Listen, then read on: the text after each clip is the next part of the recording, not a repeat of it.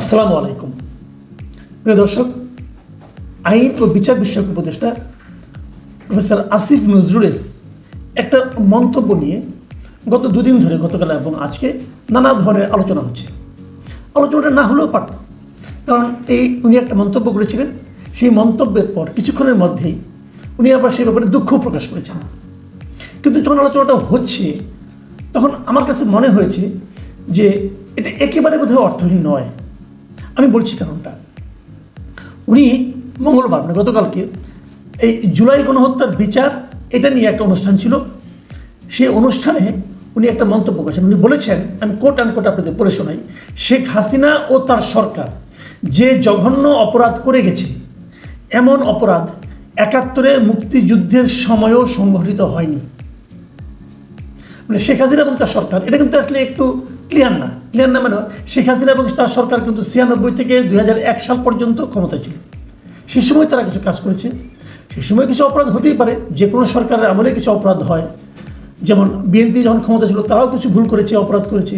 এখন যারা ক্ষমতায় আছেন তারাও নানা রকম অপরাধের সঙ্গে জড়িয়ে পড়ছেন বলে আমি মনে করি। অপরাধের সঙ্গে জড়িয়ে পড়া মানে কি সরাসরি নিজে যে একজনকে গলা টিপে হত্যা করা, এটা না, কিন্তু গলা টিপে ধরা এটা না। কোনো একটা অপরাধ হতে দেওয়াও কিন্তু সরকারের জন্য একটা অপরাধ।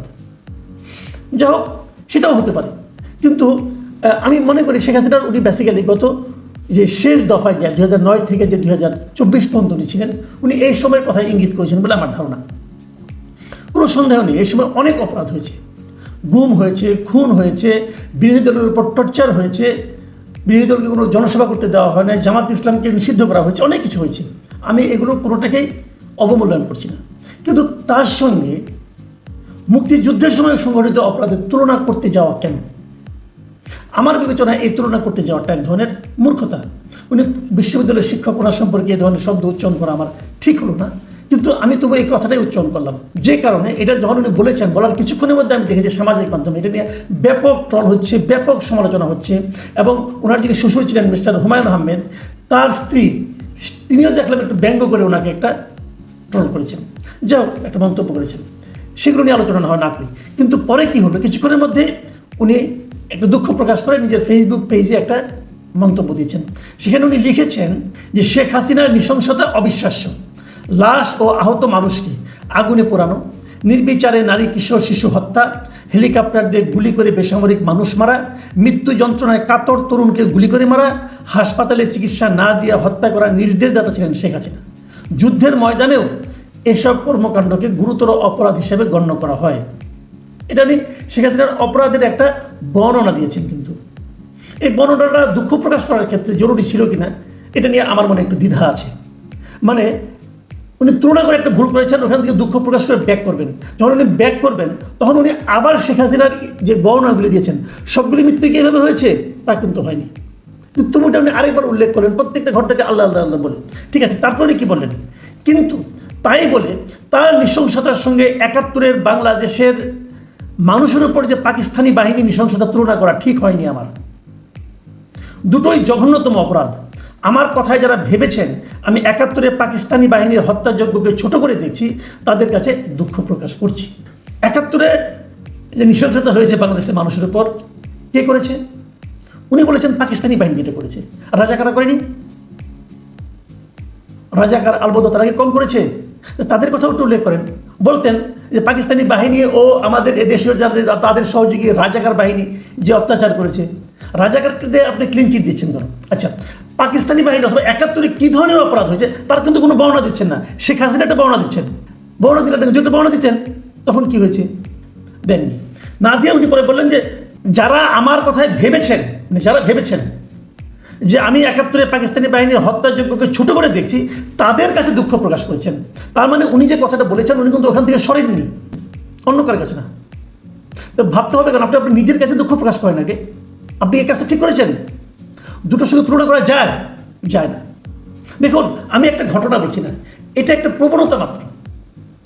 এটা কিন্তু কে কি বললো, কোন ঘটনা কিছু আমি বাক্য করে চেঞ্জ করে আমি আলোচনা করে করতেই পারি। কিন্তু তারও যে বড় যে জিনিসটা বলবো, এটা আসলে একটা প্রবণতা। এই জিনিসটা আমরা আরও স্পষ্ট হবো। আপনারা দেখুন, জামায়াতের নায়েবে আমির ডক্টর সৈয়দ আবদুল্লাহ মোহাম্মদ তাহের, উনিও কিন্তু এরকম একটা তুলনা করেছেন। সেই তুলনাটা কী করেছেন? উনি বলেছেন যে কয়েকদিন আগে জামাত ইসলামের যে সভাটা হলো, সোহরাওয়ার্দী উদ্যানে। তিনি বলেছেন সোহরাওয়ার্দী উদ্যান সৃষ্টির পর থেকে আজ পর্যন্ত এত বড় সমাবেশ এই মাঠে আর কোনোদিন হয়নি। এবং তখন উনি 7ই মার্চের কথা বলেছেন যে ইতিহাসের অনেক বড় সমাবেশ হয়েছিল 7ই মার্চে, কিন্তু 7ই মার্চ সেই সময়েও সোহরাওয়ার্দী উদ্যান টইটুম্বুর হয়ে ভরে ওঠেনি। এবং জামাতের মিটিং কত বড় হয়েছে, মিটিং সোহরাওয়ার্দী উদ্যান ছাড়িয়ে অন্য জায়গায় চলে গেছে, এটসেট্রা এটসেট্রা। দেখেন, মিটিং বড় ছোটো নিয়ে আলোচনা করি না, আলোচনা হলো মানসিকতার আলাপ। সোহরাওয়ার্দী উদ্যান সৃষ্টি হওয়ার পরে এত বড় সভা হয়নি, কিসের বিবেচনায়, কে মাপলো, কীভাবে মাপলো? সোহরাওয়ার্দী উদ্যান হওয়ার পর যেখানে মিটিং হয়েছে মাত্র কয়েকটা। 7ই মার্চে জনসভা যখন হয় তখন এটা সোহরাওয়ার্দী উদ্যান ছিল না, তখন এটা ছিল রেসকোর্সের ময়দান। তার মানে তখন এখানে মাঝে যে গাছগুলো, একটা গাছও ছিল না রে ভাই। উনি ছিলেন সেই সভায়? উনি ছিলেন? আজকে এক কথা বলে দিলেন যে ওনার বয়স কত? উনি যখন ছিলেন সেখানে কোথায় পড়েছেন? তখন তো এখানে কোনো উদ্যানই ছিল না। সোহরাওয়ার্দী উদ্যান তো হইলই স্বাধীনতার পরে। কোনো খবর রাখেন, পড়াশোনা তো করেন না। সরি টু সে, তুলনা করতে গেলে নিজেকে বড় করার জন্য না অন্যকে ছোট করার কোনো প্রয়োজন নাই, অথবা উল্টোভাবে বললে অন্যকে ছোট করে নিজে বড় হওয়া যায় না। এরা এইগুলি করতেছে। 71কে ছোট করে জুলাইকে বড় করতে গেলে জুলাই একসময় হারাই যাবে। দরকার নাই তো কোনো, যে সময়ে ঘটেছে যেটা সেটা সেরকমই থাকবো, কোনো সমস্যা নাই। 71 কত বড় ছিল, আমাদের মুক্তিযুদ্ধ কত বড় ছিল, ঘটনা ছিল, এটা বুঝতে হলে আরেকটু সময় লাগবে ভাই। একটা সময় একটা স্রোতের মধ্যে বসে একটা হুজুগের মধ্যে থেকে আপনি বিচার করতে পারবেন না। আপনি যে ঘটনার সুবিধাভোগী, আপনি তো সেই ঘটনাকেই বড় করে দেখবেন, এটা তো স্বাভাবিক। আসিফ নজরুল সাহেব তো গত জুলাই আন্দোলনের সুবিধাভোগী ব্যক্তি, উনি এখন মন্ত্রী হয়েছেন, তো ওনার কাছে তো এইটাই বিরাট কিছু। তো উনি কীভাবে ওইটা বুঝবেন, উনি কীভাবে এটাকে কম করে দেখবেন? এটা পারবেন না, তো চেষ্টা করলেও পারবেন না। দূরের থেকে দেখতে হয়, ভেতরে ঢুকে বসলে হয় না। আমি যেটা বলছিলাম, এটা একটা প্রবণতার কথা। দেখুন, বঙ্গবন্ধুকে এবং মুক্তিযুদ্ধকে নিশ্চিহ্ন করার একটা প্রচেষ্টা সবার মধ্যে চলছে, এবং এটা আমাদের জাতির জন্য আমি মনে করি এটা আত্মঘাতী প্রবণতা। এর কোনো দরকার নেই। এবং সেটা করতে যে কী করা হচ্ছে, আমি একটা উদাহরণ দিয়ে বলি কেবল। কুষ্টিয়ার ইসলামী বিশ্ববিদ্যালয়ে বঙ্গবন্ধুর নামে একটা হল ছিল, সেই হলের নাম চেঞ্জ করে আপনি কার নামে রাখছেন? শাহ আজিজুর রহমানের নামে রাখছেন। কে শাহ আজিজুর রহমান? আমাদের স্বাধীনতা যুদ্ধ চলাকালে উনি পূর্ব পাকিস্তানের পক্ষ থেকে জাতিসংঘে গিয়ে বাংলাদেশের স্বাধীনতা যুদ্ধের বিরুদ্ধে কথা বলেছেন। মানে এর চেয়ে বড় প্রমাণিত মুক্তিযুদ্ধ বিরোধী ব্যক্তি আর হতে পারে না। আপনি তার নামে বঙ্গবন্ধুর নামের পরিবর্তে চেঞ্জ করে শাহজাদির নামে যখন একটা হলের নামকরণ করেন, তখন বোঝা যাবে যে আপনার মতলব আসলেই খারাপ, আপনার লোক ভালো না। এটা বিশ্ববিদ্যালয় সিন্ডিকেট করেছে, ওই সিন্ডিকেটে যারা আছে এই প্রত্যেকটা লোকের বিরুদ্ধে আমি নিন্দা করছি। আপনি কিভাবে এটা করলেন? হ্যাঁ, একটা নিয়ম করেছেন, শেখ হাসিনা তার পরিবারের লোকজনের নামে অনেক প্রতিষ্ঠানের নাম করেছিল, সেগুলি বাদ দেবেন, বাদ দেন। বাড়াবাড়ি করেছেন, কোনো সন্দেহ নেই, অনেক বাড়াবাড়ি করেছেন। এর বিচার হওয়া উচিত, এর প্রতিকার হওয়া উচিত, বাদ দেওয়া উচিত। কিন্তু বঙ্গবন্ধু কি শেখ হাসিনা পরিবারের লোক? বঙ্গবন্ধু শেখ মুজিবুর রহমান কি শেখ হাসিনার পরিচয়ে পরিচিত হচ্ছেন? এটা কেন আপনারা ভাবেন? এই ভাবনাটা তো ঠিক না। ঠিক আছে, ওনার নামে যদি 100টা হয়, গয়রা হয়, যদি সমানে হয়ে থাকে, আপনি বাদ দেন, শেষের দিকগুলি বাদ দিয়ে দেন, একটাও রাখবেন না, সব বাদ দিয়ে দেবেন। যখন আপনি সব বাদ দিয়ে দেন, তখন মনে হয় যে আপনার মধ্যে একটা মতলব আছে। আমি আলোচনা শেষ করার মুহূর্তে আপনি আপনাদেরকে জিনিস বলতে চাই। দেখুন, আমাদের স্বাধীনতা যুদ্ধ নানাভাবে নানাজন লিখেছেন, সে আলোচনায় আমি যাচ্ছি যারা যার যার মতলবে লিখেছেন। আমি আপনাদের স্বাধীনতা যুদ্ধের উপর লেখা একটা বই থেকে 2টো লাইন পড়ে শোনাচ্ছি। এই বইটা লিখেছেন জাপানি এক ভদ্রলোক, নাম হলো রক্ত ও কাদা। পারলে বইটা পড়েন, এটা প্রথমা প্রকাশনী বইটা প্রকাশ করেছি। এই বইটা লিখেছেন তাদামাসা হুকিউরা, উনি জাপানের একজন লোক। উনি মুক্তিযুদ্ধের সময় বাংলাদেশে রেড ক্রিসেন্টের, তখনকার রেড ক্রস ছিল, সে রেড ক্রসে চাকরি করতেন, উনি তার কর্মী ছিলেন। এই ভদ্রলোকের বইটাতে ভূমিকাতে একটা কথা লিখেছেন, আমি ভূমিকাটা আপনাদেরকে পড়ে শোনাবো। উনি বলেছিলেন যে ওনার জাপানে যখন থাকেন, তখন ওনার একজন আত্মীয় মেডিকেলে পড়ে একটা ছেলে, সে একটা কঙ্কাল কিনেছিল 1,20,000 ইয়েন দিয়ে। সেই কঙ্কালটা সে কিনেছিল তার গবেষণার জন্য। তবে তিনি জানতে পেরেছেন যে এই যার কঙ্কালটা কেনা হয়েছে তিনি একজন নারীর কঙ্কাল, এবং সেই নারীর মৃত্যু হয়েছিল 20 বছর বয়সে।